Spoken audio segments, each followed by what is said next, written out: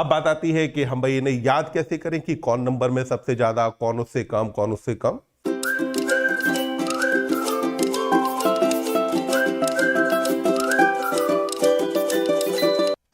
Hello dear students, आप देख रहे हैं हमारा YouTube चैनल नीट सरल। आज के वीडियो में मैं बात करने वाला हूं body fluid and circulation chapter में जो WBC यानी कि ल्यूकोसाइट्स हैं उनके बारे में। WBC के डायग्राम NCERT से याद करना बच्चों को थोड़ा मुश्किल लगता है। WBC की परसेंटेज के बारे में कई बार क्वेश्चन आते हैं, कौन किससे कम है, किससे ज़्यादा है, किसके कैरेक्टर क्या है, कौन कौन फैगोसाइटिक है। तो इन सारी चीज़ों को आज हम सम अप करेंगे। सो देखिए, WBC एज वी नो कि WBC का पूरा नाम होता है वाइट ब्लड कैप्सूल या वाइट ब्लड सेल। WBC के लिए हम एक और नाम लेते हैं बच्चों, बताओ जरा क्या नाम लिया जाता है? तो ये नाम है ल्यूकोसाइट।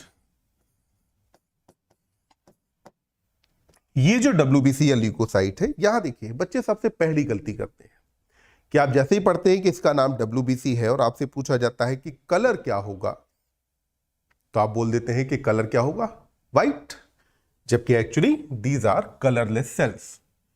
तो WBC को बेटा हम क्या कहेंगे कि ये कैसी होती है? कलरलेस, यानी कि सेल का अपने आप में कोई कलर नहीं होता। This one is colourless. एक सिंपल सी बात है, हम कहते हैं ना कि अलग अलग डाई को यूज करके हम स्टेन करते हैं, तो जो रंगहीन होगा, जिसपे कलर नहीं होगा, उसी पे तो कलर चढ़ेगा। जिसका पहले से अपने आप में कोई कलर है, उस पर कोई कलर कैसे चढ़ेगा? अब बात आती है कि जो WBC है, यह हमारे ब्लड में पाई जाने वाली अकेली सेल है जो कि न्यूक्लिएटेड होती है, यानी कि जिसके अंदर न्यूक्लियस पाया जाता है। अगर न्यूक्लिएटेड है तो यानी कि it should have power of division. हालांकि सारी सेल्स डिवाइड नहीं करती हैं, but ideally it should have power of division. अब बताती है इनके नंबर के बारे में। तो WBC का जो नंबर है, it goes to be 6000 to 8000 पर मिलीमीटर क्यूब ऑफ ब्लड, यानी कि इसका नंबर कितना रहेगा बेटा? 6000 से लेकर के 8000 तक होता है पर मिलीमीटर क्यूब ऑफ ब्लड। तो ये हो गया कि साहब WBC का नंबर कितना है। अब बात आती है कि नंबर में कुछ वेरिएशंस भी आती होंगी। वेरिएशन का मतलब है कि हो सकता है कि नंबर कम हो सकता है कि नंबर बढ़ जाए। तो जो इसके अंदर वेरिएशंस आती हैं उन्हें क्या क्या कहा जाता है, या कौन कौन सी वेरिएशंस आती हैं, वो एक बार देखें। सबसे पहले, अगर WBC का नंबर कम हो जाए तो इस कंडीशन को हम क्या बोलेंगे? ल्यूकोसाइटोपिनिया। तो ल्यूकोसाइटोपिनिया का मतलब क्या हुआ? There is decrease in number. तो ल्यूकोसाइटोपिनिया कहा जाता है कि if there is decrease in number, यानी कि अगर इसका नंबर कम हुआ है। अब देखिए, नंबर कम होता कब है? तो नंबर कम होता है वायरल डिजीज के अंदर, और वायरल डिजीज के अलावा अगर मैं बात करूं तो टाइफाइड में नंबर कम होता है। हमें स्पेशली जो याद रखना चाहिए, वो हमें केस याद रखना चाहिए एड्स का, कि एड्स के पेशेंट में इसका नंबर काफी ज्यादा कम हो जाता है। तो हमने कहा कि जब नंबर कम हो तो इस कंडीशन को आपने क्या कहा? ल्यूकोसाइटोपिनिया कहा। और नंबर जब भी कम होगा तो इसका मतलब है कि हमारा इम्यून सिस्टम कहीं ना कहीं वीक हो रहा है। लेटर ऑन फिर आप देखिए इसके जस्ट अपोजिट, अगर इसका नंबर बढ़ रहा हो तो इसका मतलब क्या हुआ? ल्यूकोसाइटोसिस कहा जाएगा। और ये जो ल्यूकोसाइटोसिस है, it mean there is rise in number of WBC। अब बात आती है कि जब नंबर कम हुआ था तब तो मैंने आपको कहा कि भाई इम्यूनिटी कम हो रही है। तो जब नंबर बढ़ रहा है तब मैं क्या कहूं कि इम्यूनिटी बढ़ रही है? नहीं, हम ये कहेंगे कि हमारा इम्यून सिस्टम काम कर रहा है।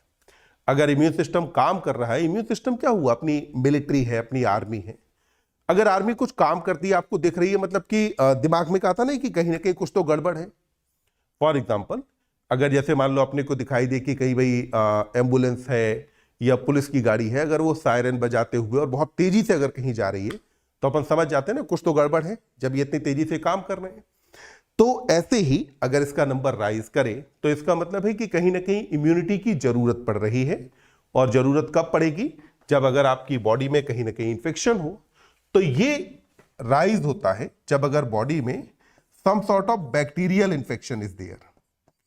स्पेशली जब भी अगर बैक्टीरियल इन्फेक्शन होगा तो बैक्टीरियल इन्फेक्शन के केस में इसका नंबर बढ़ जाता है। आपने भी अनुभव किया होगा, कभी कभी आप बीमार होंगे और डॉक्टर ने आपको जो है बोला होगा पैथोलॉजी पे ब्लड टेस्ट कराने के लिए, आपका WBC का नंबर 10,000 आया हो, 15,000 आया हो, 20,000 आया हो, तो उस कंडीशन में डॉक्टर इंटरप्रेट क्या करता है कि आप में कहीं ना कहीं इन्फेक्शन है। तो हमने कहा कि राइज इन नंबर इंडिकेट क्या करता है, इन्फेक्शन को। अब बात आती है कि ये नंबर क्या हुआ कि 10,000 हुआ, 15,000 हुआ, 20,000 हुआ, क्या हो जबकि अगर ये नंबर बढ़ करके 1 लाख या उससे ऊपर निकल जाए तो इस कंडीशन को क्या कहा जाता है, ल्यूकीमिया कहते हैं। तो बच्चों ल्यूकीमिया की जो कंडीशन है इसके अंदर इसका जो नंबर है ये नंबर राइज करता है and this number goes to be more than 1 lakh. अगर ये नंबर 1 लाख से ज्यादा हो जाता है तो इस कंडीशन को हम क्या बोलते हैं, ल्यूकीमिया कहते हैं। And leukaemia is also known as blood cancer. तो ल्यूकीमिया को ही और क्या कहा जाता है बच्चों, ब्लड कैंसर कहा जाता है। तो ल्यूकीमिया के केस में नंबर राइज करता है 1 लाख से ऊपर, ल्यूकोसाइटोसिस में स्लाइटली राइज करेगा और ल्यूकोसाइटोपिनिया के अंदर ये नंबर हो गया कम। अब अगली बात, जो WBC है ये आपकी बेटा अमीबॉइड सेल है। अमीबॉइड सेल का मतलब क्या हुआ कि जैसे अमीबा में सीडोपोडिया पाया जाता है और अमीबा अपना शेप चेंज करता रहता है, वैसे ही WBC can change their shape. अगली जो बात आती है वो आती है कि यहां पर जो WBC है इनको हम क्लासिफाई कैसे करते हैं या WBC के टाइप्स कौन कौन से होते हैं। अगर आप देखना चाहते हैं कि टाइप ऑफ WBC कौन कौन सा है तो firstly we classify WBC into 2 categories. पहला कहा जाता है ग्रैन्युलोसाइट।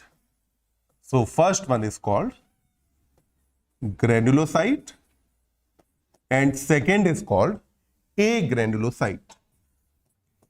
ग्रैन्युलोसाइट वर्ड पढ़ करके ही अपने को समझ में आता है कि ग्रैन्युलोसाइट हम उसको कहेंगे जिसके अंदर साइटोप्लाज्मिक ग्रेन्यूल्स पाए जा रहे हो। तो जो ग्रैन्युलोसाइट होगी इसके केस में क्या होगा कि साइटोप्लाज्मिक ग्रेन्यूल्स यहां पर प्रेजेंट है। So if cytoplasmic granules are present तो बच्चों हम इसे नाम क्या देते हैं, ग्रैन्युलोसाइट। और वहीं पर if cytoplasmic granules are absent, अगर ये साइटोप्लाज्मिक ग्रेन्यूल्स एब्सेंट हो तो साइटोप्लाज्मिक ग्रेन्यूल्स के एब्सेंट होने की जो कंडीशन है इसे कहा जाता है, इस कंडीशन में अपन क्या बोलते हैं, ए ग्रैन्युलोसाइट कहेंगे। अब जो ग्रैन्युलोसाइट है it is further classified into 3 categories. पहला eosinophil, second is basophil and third is neutrophil. तो ये 3 कैटेगरी में क्लासिफाई की जाती हैं। हम इनका डिटेल अभी हम अगले पेज पर देखेंगे। वहीं पर जो ए ग्रैन्युलोसाइट है it is classified in 2 types. The one is monocyte and other is lymphocyte. तो ये 2 टाइप का है, एक मोनोसाइट कहा जाता है और दूसरे टाइप का नाम बच्चों होता है लिम्फोसाइट। तो ए ग्रैन्युलोसाइट के कितने टाइप हुए, 2, जबकि ग्रैन्युलोसाइट के टाइप कितने हो गए, 3। अब देखिए जो ग्रैन्युलोसाइट हैं हम देखेंगे एक बार इनकी परसेंटेज कितनी होती है। तो सबसे पहले न्यूट्रोफिल से स्टार्ट करते हैं, ये होता है 60 to 65%। टोटल WBC का 60 to 65% न्यूट्रोफिल होते हैं। इसके बाद लगभग 20 to 25% के आसपास होते हैं lymphocyte. Next is monocyte which is almost 6 to 8%। फिर आता है नंबर इओसिनोफिल का विच इज ऑलमोस्ट 2 to 3%। और फिर नंबर आता है सबसे लास्ट में बेसोफिल का विच इज ऑलमोस्ट 0.5 to 1% के आसपास होते हैं। तो 0.5 से लेकर के 1% के आसपास तक नंबर किसका रहेगा बेटा, तो ये 0.5 से लेकर के 1% के लगभग नंबर हो जाता है आपका बेसोफिल का। तो आप देखिए यहां पहले तो मैं दो टर्म्स पे आपका ध्यान लेकर के आऊंगा। एक टर्म बेटा अपन यूज करते हैं TLC. TLC means total leucocyte count. तो जो हमने बात की थी ना 6000 टू 8000 के बारे में, तो वो 6000 टू 8000 इज टीएलसी और टोटल ल्यूकोसाइट काउंट। वहीं पर एक टर्म हम यूज करते हैं DLC. DLC stands for differential leucocyte count. DLC का मतलब क्या है? Differential leucocyte count. तो ये जो डिफरेंशियल ल्यूकोसाइट काउंट है, इसका मतलब होता है जो हम अलग अलग की परसेंटेज के बारे में बात करें ना कि ये इतने परसेंट, ये इतने परसेंट, तो उसे क्या कहा जाता है? डीएलसी कहा जाता है। तो टीएलसी एक अलग बात हुई और डीएलसी एक अलग बात होती है। अब बात आती है कि हम भाई इन्हें याद कैसे करें कि कौन नंबर में सबसे ज्यादा, कौन उससे कम, कौन उससे कम। तो उसको याद रखने का एक आसान सा तरीका मैं आपको बताता हूं कि याद करते कैसे हैं। एक हम सेंटेंस लिखेंगे and sentence is never let monkey eat banana. तो ये सेंटेंस है हमारा। अब इसके अंदर देखिए आप, सबसे पहला जो नाम आता है वो बच्चों किसका नाम आया? न्यूट्रोफिल का। परसेंटेज आप देखिए 62 65%। इसके बाद फिर नंबर आता है किसका? लिम्फोसाइट का, जो कि 20 to 25% है। तो फिर क्या आ जाता है? एल, यानी कि लिम्फोसाइट। फिर आता है मोनोसाइट विच इज 6 to 8% और मोनोसाइट के लिए आ गया एम। फिर आया नंबर इओसिनोफिल का विच इज 2 to 3%। इसके लिए क्या आ गया?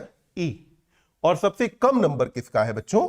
बेसोफिल का, जिसके लिए क्या आ गया? बी। तो आपने देखा कि यहां पर हमने एक छोटे से सेंटेंस से कैसे आसानी से याद कर लिया कि जो WBC है इसके अलग अलग टाइप्स कौन कौन से होते हैं और इनकी परसेंटेज क्या है। तो सबसे ज्यादा नंबर किसका होगा? न्यूट्रोफिल का। इसके बाद कौन आएगा? लिम्फोसाइट। फिर नंबर किसका आता है? Monocyte, then eosinophil and then basophil. अब अगली जो समस्या आती है वो आती है कि बच्चों को एनसीईआरटी के इनके डायग्राम रिकॉग्नाइज करने में मुश्किल होती है। भाई जहां तक बात आती है एनसीईआरटी के डायग्राम रिकॉग्नाइज करने की, तो हम कलर के बेसिस पे कर लेते हैं। पर समस्या यह है कि जो पेपर हमारे लिए आता है, पेपर सारे के सारे आते हैं ब्लैक एंड व्हाइट। तो भाई ब्लैक एंड व्हाइट में तो अपने को कलर दिखाई देगा नहीं। तो हमें कुछ एक बातें पता होनी चाहिए जिनके बेसिस पर हम रिकॉग्नाइज करें। तो आप देखिए यहां पर हम बात करेंगे, सबसे पहले ग्रेनुलोसाइट से स्टार्ट करते हैं। तो पहला टाइप मैंने कहा कि इट इज ग्रेनुलोसाइट। और ये जो ग्रेनुलोसाइट है इसके बारे में अपन ने कहा कि यहां पर साइटोप्लाज्मिक ग्रेन्यूल्स पाए जाते हैं। अमंग द ग्रेनुलोसाइट सबसे पहली सेल हमने यहां पर ली eosinophil. Eosinophil is also known as acidophils. इसका बच्चों एक और नाम क्या होता है? एसिडोफिल भी इसका नाम होता है। तो इओसिनोफिल का एक और नाम क्या हो जाता है? एसिडोफिल। इओसिनोफिल या एसिडोफिल जो है इसकी परसेंटेज के बारे में हमने कहा था कि लगभग 2 to 3% होता है। अब देखिए हम रिकॉग्नाइज कैसे करेंगे। सबसे पहला काम, तो आपको जो सेल है लगभग अमीबॉइड ही दिखाई देगी। यहां पे आपको सेल का जो न्यूक्लियस दिखने वाला है बच्चों, ये न्यूक्लियस आपको लगभग एक हेडफोन जैसा दिखाई देगा। आप जब देखेंगे ना तो न्यूक्लियस आपको लगभग एक हेडफोन के जैसा दिखाई देता है। तो यहां पर हम कहते हैं कि इसका जो न्यूक्लियस है, यह न्यूक्लियस कैसा होता है? तो अपन ने कहा कि यहां पर जो सेल का न्यूक्लियस रहेगा यह होता है बच्चों बाइलोब्ड। तो अपन ने कहा कि यहां बाइलोब न्यूक्लियस होता है, यानी कि न्यूक्लियस में नंबर ऑफ लोब कितने पाए जा रहे हैं? दो लोब पाए जाते हैं। यहां पर अब इसे स्टेन करने के लिए हम यूज करते हैं एक डाई जिसको हम क्या बोलते हैं? इओसिन। तो it is stained by eosin. तो स्टेन करने के लिए हमने क्या यूज किया बेटा? इओसिन यूज किया। And eosin is acidic dye जिसका कलर होता है रेड। तो एसिडिक डाई है और ईओसिन का कलर कैसा रहेगा? Red coloured. तो यानी कि ये सेल आपको कैसे दिखाई देने वाली है बच्चों? रेड कलर की आपको दिखाई देगी। यानी कि आपको इसके अंदर जो ग्रेन्यूल्स नजर आएंगे, इन ग्रेन्यूल्स का कलर आपको लगभग कैसा दिखने वाला है बेटा? रेड कलर का आपको ये दिखाई देगा। तो रेड कलर की ग्रेन्यूल्स आपको यहां पर दिखते हैं इस सेल के अंदर। अब बात आती है कि सेल का हो गया कि भाई स्टेन कैसे करेंगे, न्यूक्लियस कौन सा है। फिर बात आती है कि ये जो सेल है काम करती क्या है, फंक्शन क्या है सेल का। अगर हम सेल का फंक्शन देखें तो it help to eliminate inflammation.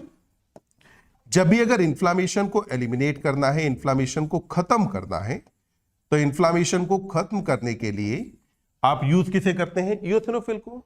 Reason behind, eosinophil से एक सब्सटेंस सेक्रेट होता है जिसको हम बोलते हैं एंटीहिस्टामिनेज।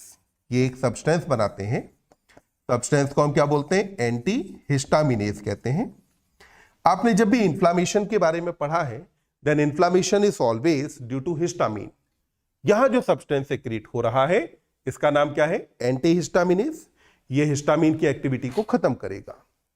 ये जो इओसिनोफिल्स है, देयर नंबर राइजेस। तो नंबर कब राइज होता है? तो ये नंबर राइज होगा ड्यूरिंग पैरासाइटिक इंफेक्शन। जब भी अगर पैरासाइटिक इंफेक्शन है या फिर अगर एलर्जी है तो इसका नंबर राइज करता है। तो ड्यूरिंग पैरासाइटिक इंफेक्शन या फिर एलर्जी के टाइम पर इसका नंबर बेटा क्या कर जाएगा? राइज करेगा।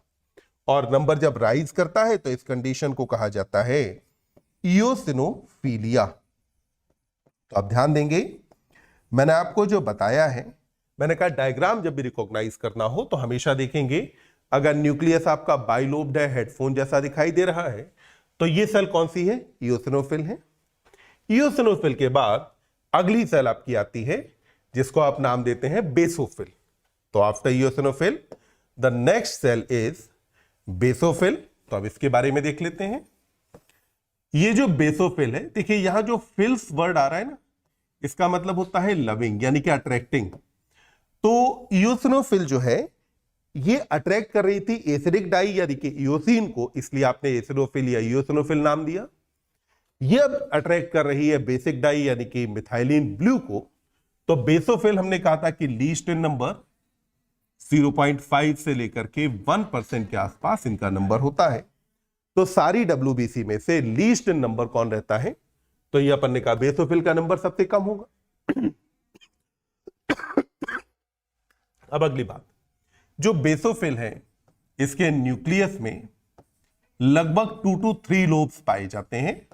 तो न्यूक्लियस के अंदर ऑलमोस्ट लोब्स कितने होंगे बेटा? 2 to 3 लोब्स यहां पर पाए जाते हैं। और ये जो सेल है इसके न्यूक्लियस को अगर आप देखेंगे तो मान लेते हैं कि बेसोफिल हमारा ये है। यहां पर एनसीईआरटी में आपको पहचानना ऐसे है कि सेल का जो न्यूक्लियस है वो आपको बहुत क्लियरली दिखाई देगा नहीं।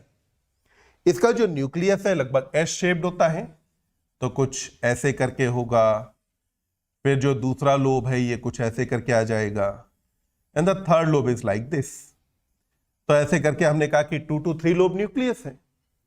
पर यहां पर क्योंकि सेल को स्टेन करने के लिए आपने यूज क्या किया? बेसिक डाई यानी कि मिथाइलिन ब्लू आप यूज करने वाले हैं।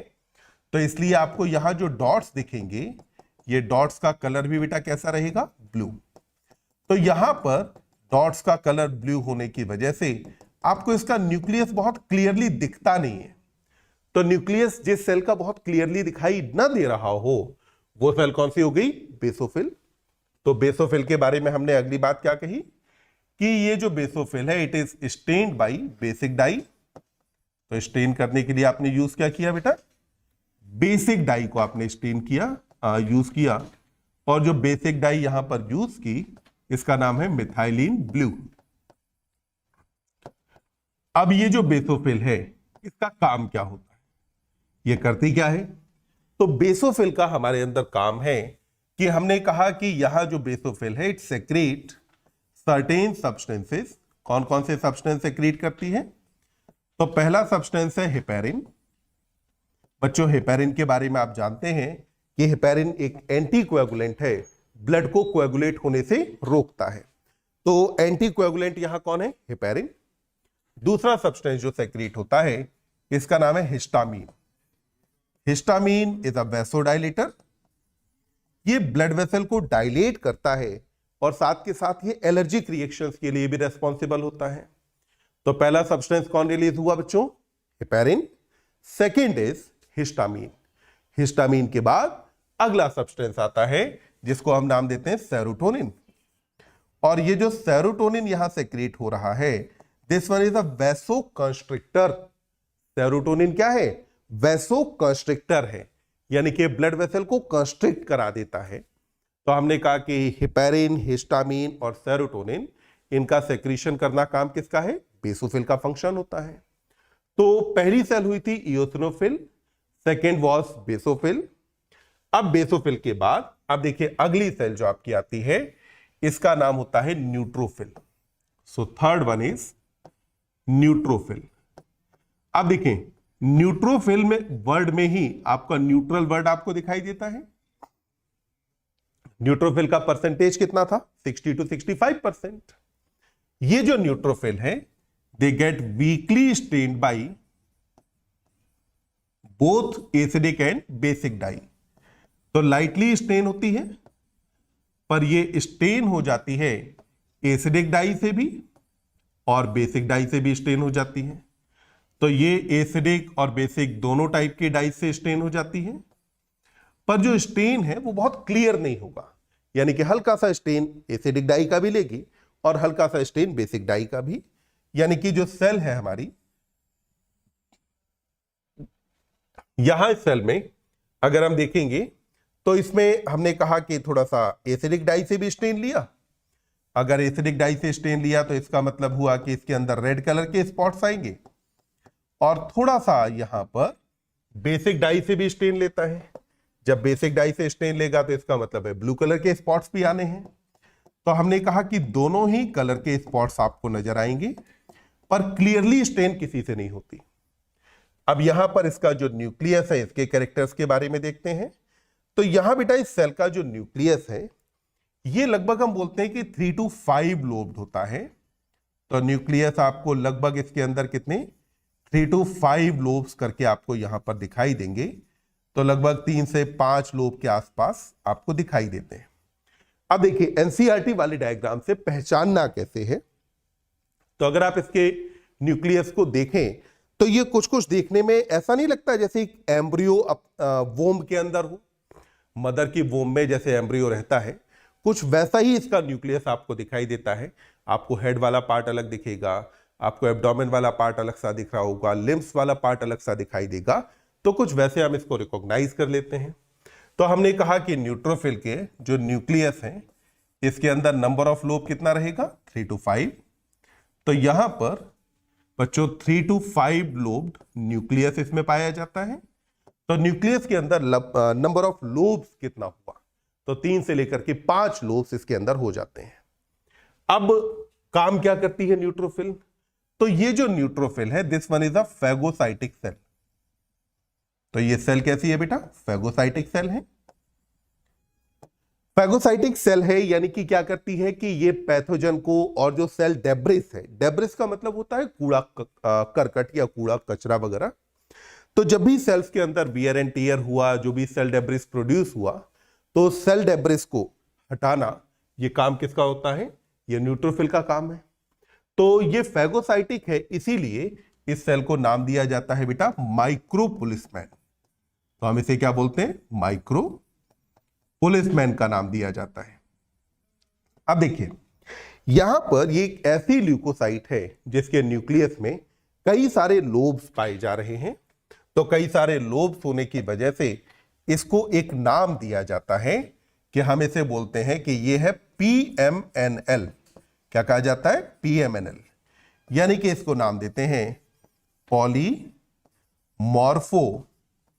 न्यूक्लियर ल्यूकोसाइट कहा जाता है।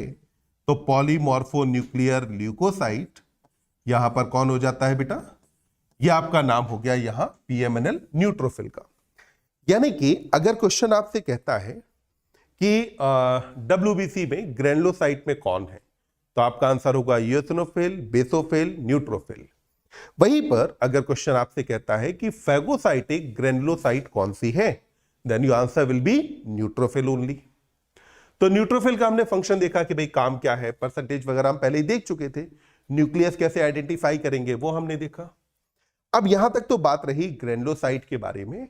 अब ग्रेनुलोसाइट के बाद नेक्स्ट टाइप ऑफ सेल आपके पास कौन सी आ जाती है, ए ग्रेनुलोसाइट। तो अब जरा उसको देख लेते हैं।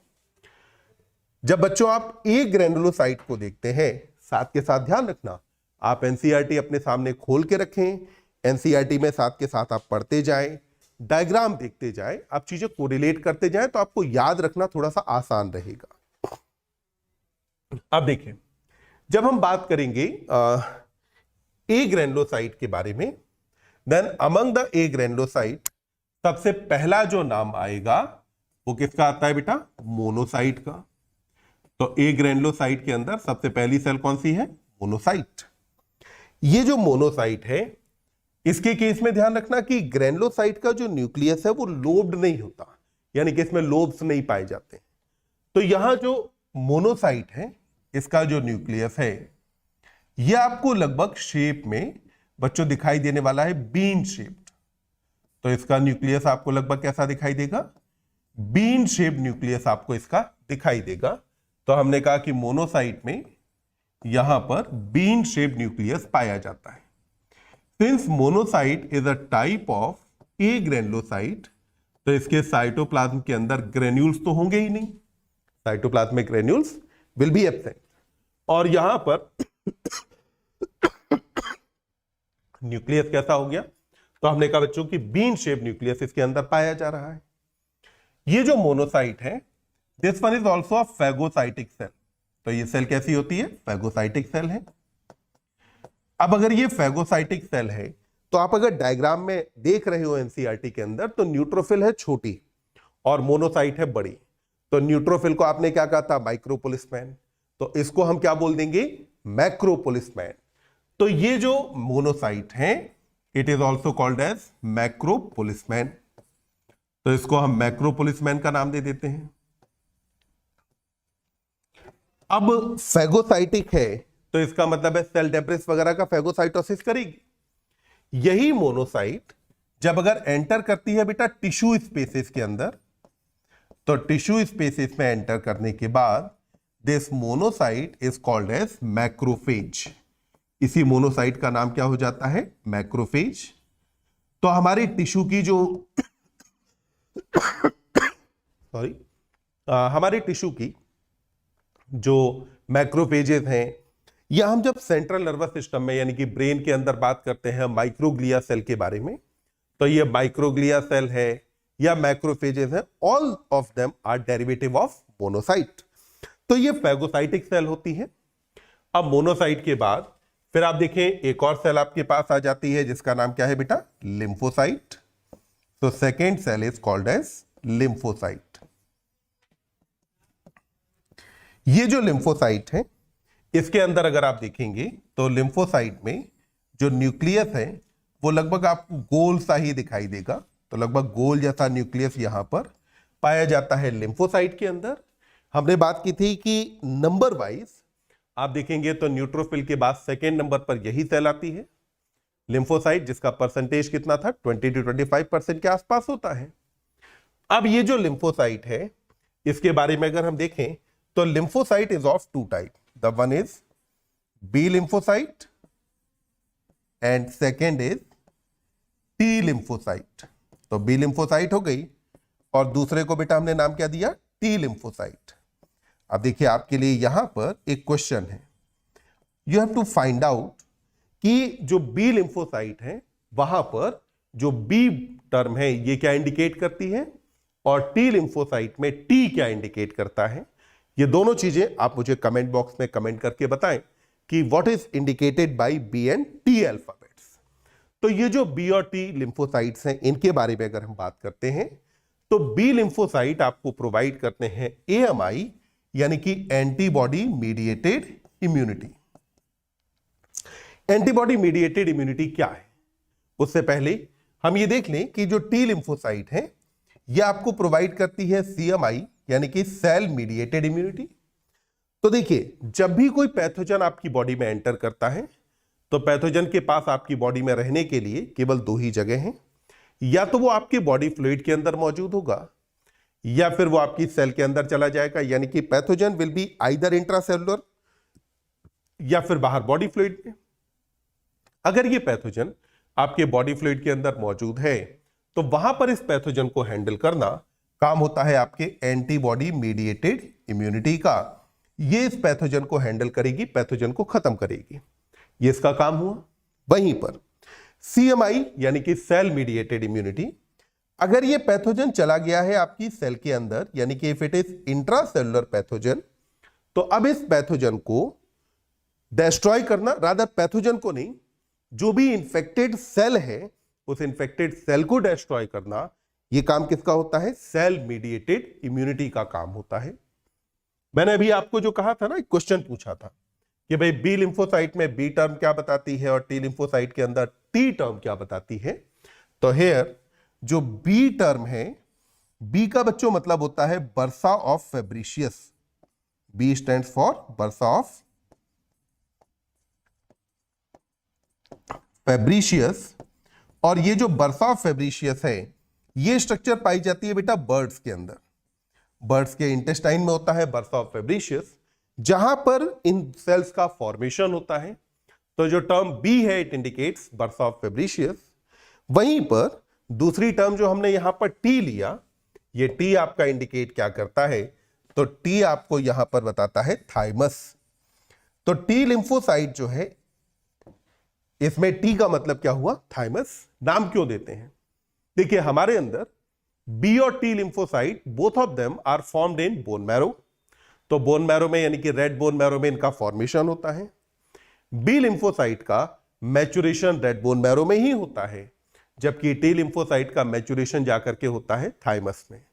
तो टी लिम्फोसाइट का मैचुरेशन कहां हुआ? थाइमस में, जबकि बी लिम्फोसाइट का मैचुरेशन कहां हुआ? बोन मैरो में। तो यहां तक बच्चों हमने देखा कि अलग अलग टाइप की जो WBC हैं, हम इनके डायग्राम्स को कैसे पहचाने।